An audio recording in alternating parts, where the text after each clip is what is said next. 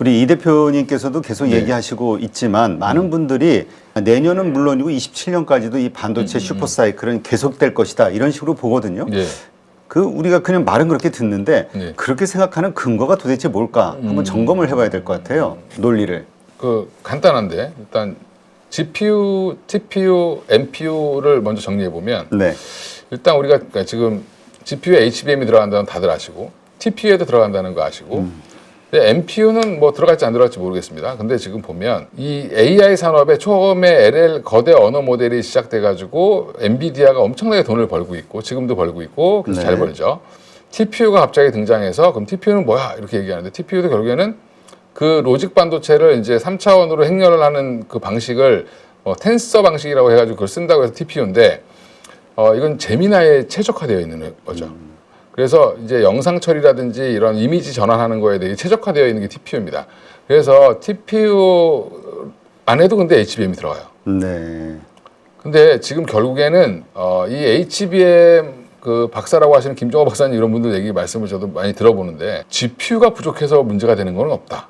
그러니까 이게 메인 칩보다 지금 옆에 있는 밴드위드를 갖고 있는 그 메모리들 HBM의 문제라고 얘기를 하는 거거든요. 그러면 메모리 반도체가 앞으로는 더 업그레이드가 돼야 되고 사양이 좋아져야 되고 사용량도 많아지고 있고요. 지금 또 하나가 기존에 우리 클라우드라고 했던 기존 데이터 센터들도 교체 주기에 들어갔습니다. 근데 거기 수요까지 같이 맞물렸고 거기에 지금 AP 이게 우리가 이제 하는 노트북이나 핸드폰에 들어가는 이런 거는 상대적으로 가격이 좀 싸거든요. 디램이. 근데 이런 것들을 많이 안 만들겠죠. 삼성전자 입장에서는 돈이 더 되는 AI 서버용, 그다음에 데이터 클라우드 센터용 이런 것들 더 많이 만들 텐데 그러다 보니까 이쪽 가격도 같이 올라가요. 그래서 지금 전반적으로 지금 27년까지 좋다고 하는 거는 올해 지금 거의 가격이 스팟 가격으로 5배까지 올랐다 뭐 이런 얘기도 나오지만 사실은 이제 전체 공급가로 보면 2배 정도 평균적으로 올랐다라고 보면 내년에 가면 이제 그게 내년에 공급될 거고 후년에 가면 거기에서도 한 30% 업사이드가 더 있을 거다라고 지금 보고 있는 거는 증설 이슈가 많이 없어서 그렇습니다. 근데 사용량은 많아지고 그래서 여전히 27년까지 업사이드는 보고 있는데 문제는 주가는 그게 내년 상반기가 고점이 될지 하반기까지 이어질지는 조금 지켜봐야 되겠죠. 결국은 2027년 언제까지 몇 월까지 그렇습니다. 사이클이 갈 것이냐 예상치에 다르겠군요. 상반기까지 본다고 하면은 조금 더 일찍. 이제 가이던스 변화를 보셔야 되겠죠. 이제. 알겠습니다. 근데 이게 그럴 수도 있겠네요. 이게 계속해서 증가가 되면 모르겠지만 고점에서 만약 유지가 되는 방식으로 간다면 거기가 또 한계일 수도 있겠네요. 그렇죠. 조선주랑 좀 비슷한 거라고 보시면 되죠. 조선주도 보면 좋다 해서 막 올라왔는데 사실은 옆으로 계속 행보했잖아요. 최근에. 그렇죠. 그런 모습이 또 나올 수는 있습니다. 반도체에서. 자, 지금 삼성전자 저 금요일 1조 2천억씩 매수하고는 했습니다만 그 보니까 내년 영업이익 전망치가 133조까지 나왔어요. 100조 얘기 나오다가 이거 대단한 것 같은데 어떻게 봐야 됩니까? 이게 또 외국계에서 써가지고 이게 더 지금 외국인들이 열심히 산 것 같아요.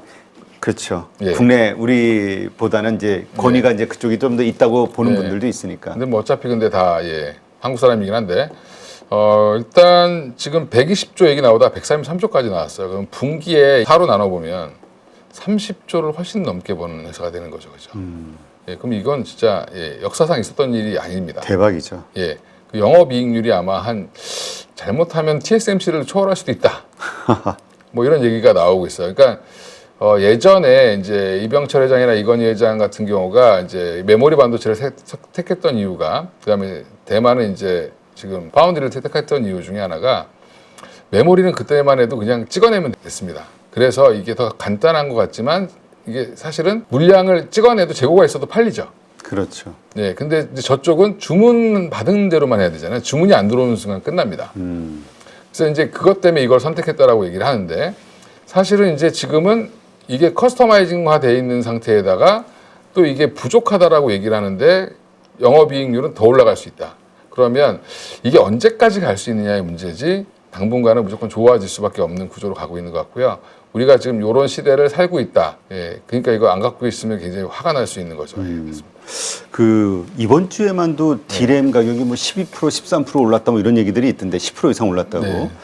이 4분기에 지금 30% 40% 상승했다고 하잖아요, 전체. 이런 것이 내년에도 계속 이어질 수 있을까? 이게 너무 비싸니까. 그 어떤 분들은 그냥 디램 뭐 연초에 사가지고 디램 현물을 가지고 있었으면 가장 수익률이 좋았을 것이다, 뭐 이런 얘기도 하던데. 근데 이제 그만큼 이제 B2B로 나가는 게 많고 스팟으로 나오는 물량이 없다 보니까 이제 뭐 미래반도체 같은 회사들이 이제 유통하는 회사들인데 이런 회사들이 주가가 올라가는데 거기 올라가기 어려울 겁니다. 왜냐하면 물량이 없어요. 그러니까 이제 스팟으로 푸는 물량이 전체 유통 물량이 한 10%밖에 안 되는데 그 가격들이 급하게 올라가는 거죠. 네. 근데 이제 중요한 건 향후에 이제 B2B로 할 때 그러면 과연 그렇게 비싸게 받을 수 있을까? 그러진 못하겠죠. 왜냐하면 한 번 팔고 말 게 아니니까. 그렇죠. 고정 거래 가격. 예. 근데 지금 그래서 계약은 물량은 정하고 오히려 지금 가격은 정하지 않는. 그래서 가격을 그때 뭐 한 달 단위로 정한다든지 이렇게 지금 가는 방향으로 지금 알려져 있는데, 그래서 스팟 가격이 올라가는 거는 나쁘지 않죠. 예. 그리고 여전히 이제 증설을 대규모 증설이 나오는 게 사실은 용인 클러스터가 만들어져야 돼요. 그렇죠. 예. 그러려면 아직도 시간이 좀 걸리기 때문에 28년도 이후가 될 가능성이 높기 때문에 그러면 27년까지는 공급 부족 현상이 해결되지 않을 거다. 네. 그래서 지금 뭐 이쪽 화웨이라든지 이런 데서도 지금 연간으로 계약하자라고 얘기를 하고 있는 거고, 그러니까 지금 이걸 확보하기 위한 전쟁이 벌어졌는데 우리는 B2C는 약해질 겁니다. 네. 노트북이나 핸드폰 가격이 비싸지면 메모리 때문에 사람들이 덜 사겠죠. 그렇죠. 예, 그러면 당연히 이쪽은 비싸게 받아도 수요는 줄 테니까 뭐 매출은 크게 안 늘 걸로 보는데 B2B는 다릅니다. 그래서 뭐 무조건 사놓고 쟁여놔야 되기 때문에 지금 아마 그쪽이 중복 주문만 하지 않는다라고 하면, 근데 중복 주문을 못 할 거예요 이번에는. 네. 근데 지금 삼성전자의 뭐 최근에 외국인 수급이 쏠리고 있는 이유 중에 하나로 뭐 하이닉스에 비해서 덜 좀 뭐라 그럴까요? 그 레벨이 좀 높지가 않다, 밸류에이션이, 이런 분석도 있습니다만. 네. 파운드리에 대한 기대감들도 있는 것 같아요. 이 파운드리가 이 디램 쪽 이 호황 이후에도 파운드리 쪽에서 지금 펼쳐지는 이 분위기들을 보면은 좋은 실적이 나오지 않겠냐. 그러면 이게 뭔가 스테이블한 그 어떤 매출 이익 규모를 유지할 수 있지 않겠냐. TSMC처럼 이런 기대, 이거 어떻게 봐야 됩니까? 일단 이제 뭐 디램도 안정적인 데다가 이제 삼성전자는 추가적인 먹거리가 있는 거죠. 이제 파운드리가 이제 항상 돈을 까먹었던 사업부인데 그쪽이 이제 AI6 같은 경우는 지금 테슬라도 맡긴다는 얘기가 나오죠. 테슬라가 삼성전자가 예뻐서 맡기는 게 아니라 TSMC가 빨리 안 만들어줘서 맡기는 거죠. 그래서 지금 다시 한번 기회가 왔다. 왜냐하면 빅테크 회사들과 뭔가를 해야 네. 이것저것 만들어 봐야 되거든요. 그러니까 자주 만들어 봐야, 아까 미용실 씨 얘기하셨는데 머리도 자꾸 해봐야 기술이 늘잖아요. 그렇죠. 파운드리도 똑같습니다. 그래서 지금 뭐 그거에 대한 기대감을 갖는 거고, 적자를 아마 내년에는 대폭 줄이면서 오히려 흑자 전환할 가능성이 있다라고 보고 있는 거고, HBM4에 기본적으로 들어가는 베이직 다이가 있습니다. 그 베이직 다이도 지금 삼성전자 같은 경우는 본인 파운드리에서 할 수 있어요. 그러면 이거를 만들어서 오히려 DS 사업부에 파는 형태가 될 겁니다. 그러면 이거는 뭐 굳이 나쁠 게 없는 거죠. 거기에 지금 기존에 받아놨던 물량들, 최근에 그리고 우리 기사화는 잘 안 되지만 좀 작은 물량들이 생각보다 많이 들어오고 있어요. 그래서 삼성 파운드리 좋아질 거라는 기대감, 그 다음에 HBM 시장에 본격적으로 포부터는 엔비디아에 납품한다는 기대감, 이런 것들까지 같이 감안해서 좋은 거고요. 사실 밸류로 보면 삼성전자가 더 비쌉니다. 하이닉스보다 지금도. 아, 하긴 이익단으로 봤을 때는. 예, 이익단으로 봤을 때는 더 비싸고요. 이제 추정치에 따라 달라지긴 하는데 지금 현재 그냥 가이던스상으로는 하이닉스가 PER 기준으로 보면 6.8배인데 지금 PER 기준으로 비싸다고 말씀드린 거예요. 그러니까 삼성은 10배가 넘습니다. 근데 이제 뭐가 싼 거냐면 PBR이 싼 거죠. PBR이. 예, PBR이 이제 아직 2배가 안 됐다 이런 건데, 이걸 사이클 산업으로 볼 거냐, 당분간은 성장주로 볼 거냐, 이것도 논란도 있거든요. 그러니까 그렇죠. 이제 그런 것들은 그래서 삼성전자가 그래도 워낙 그 하이닉스는 이미 HBM이 선반영되어 있는 상황이고, 그렇죠. 삼성전자는 이제 반영을 시키니까 좀 더 업사이드가 있지 않을까라는 기대가 붙어 있다. 이렇게 정리하시면 될 것 같습니다. 네. 자, 그렇다면 그 삼성전자의 이 외국인 그 매수 행렬, 이게 언제까지 이어질까요? 그걸 저도 알았으면 좋겠는데 사실은 이제 당분간 좀 이어지지 않을까. 이제 환율도 이제 걸려 있지만 사실 환율보다 환율이 1,480원일 때도 샀어요, 외국인들은. 그렇죠. 네, 그러니까 반도체를 샀다라고 생각하시면 되고요. 당분간 마이크론의 흐름과 아마 연동될 가능성이 있으니까 외국인들의 이제 수급은 이제 이걸 보시는 게 중요하죠. 삼성전자 하이닉스에서 다른 데로 확산되는지 여부. 그게 더 우리 시장한테는 더 중요하겠죠. 그래야지 다음 섹터를 찾을 수가 있고. 그러니까 뭐 소부장이라든가. 예, 소부장이 됐든 뭐 아니면 아예 다른 섹터가 됐든 뭐 아니면 조선주로 다시 돌아온다든지 뭐 방산으로 간다든지 원전으로 간다든지 이런 것들이 좀 흐름이 나오는 게 좀 보여줘야 되는데 저는 그래서 오히려 삼성전자 하이닉스는 생각보다 오래 갈 수 있을 것 같습니다. 그래서 제가 뭐 아까도 서두에 말씀드린 것처럼 뭐 내년 상반기까지 한 5, 6월까지는 걱정을 굳이 안 하셔도 되지 않을까? 이제 매분기 실적 발표하고 가이던스 나오고 할 때마다 이게 가이던스가 지금 133조까지 나왔잖아요. 내년에. 네. 그게 그러면 27년도는 얼마가 될 것이냐? 27년도는 150조가 나올 것이냐, 160조가 나올 것이냐. 이거가 이제 나와주면 주가는 계속 유지하는 거고 안 나오면 빠지겠죠. 네. 정체되면 빠질 겁니다. 아마 주가는. 자, 그러면 여기에서 그 HBM4 이와 관련해서 지금 여러 가지 이야기들이 좀 나오던데요. 네. 마이크로는 좀 악재가 있는 것 같아요.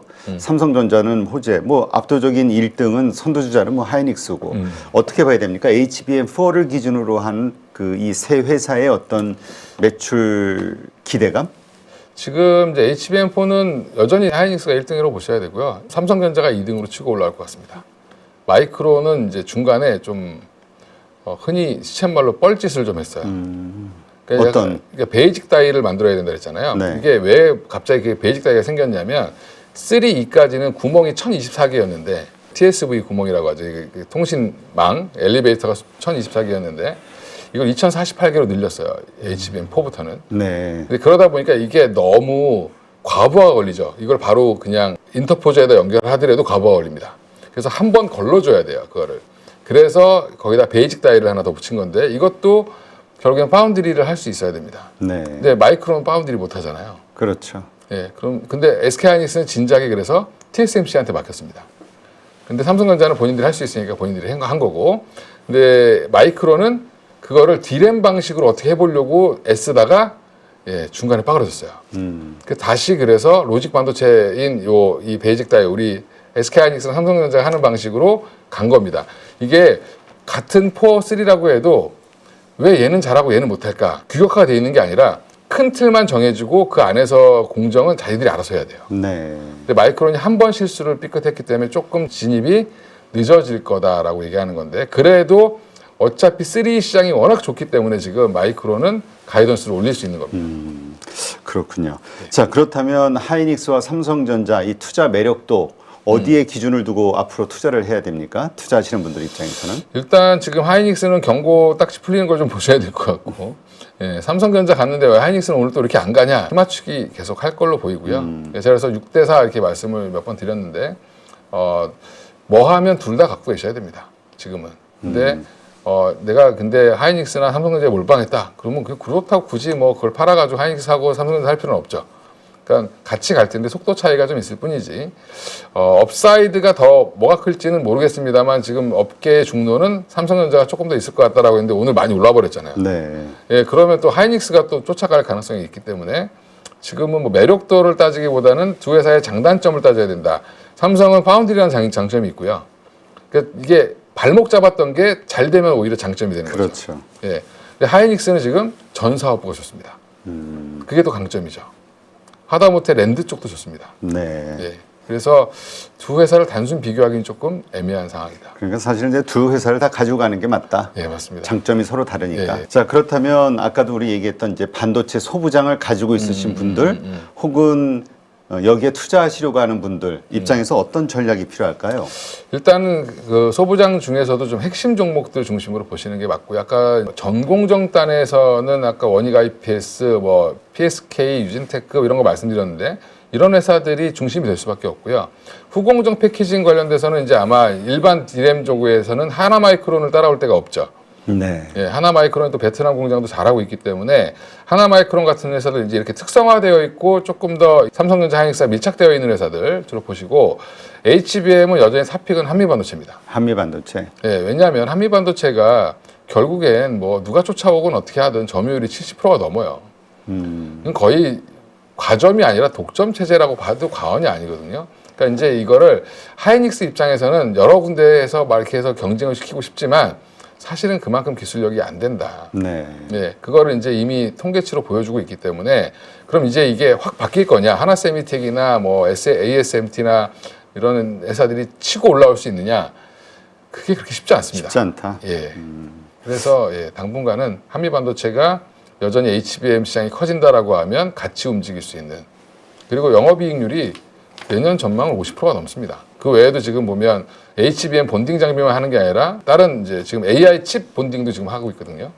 그래서 ASE라고 하는 이제 그 업체랑 진행을 하고 있으니까 뭐 되게 적극적으로 영업하시는 것 같아요. 네. 대만 쪽으로도 지금 이번에 대만 세미텍 열릴 때도 가신다고 하니까 저는 뭐 한미반도체를 가장 탑픽으로 보고 있고, 오히려 이제 뭐 테크윙이 조정이 좀 컸기 때문에 하이닉스 쪽에서 콜 나오면, 한마디로 실제로 주문 나오면 주가가 또 다시 한 6만 원까지는 또 금방 올라갈 수도 있다. 네. 오히려 빠졌을 때 좀 노려보자.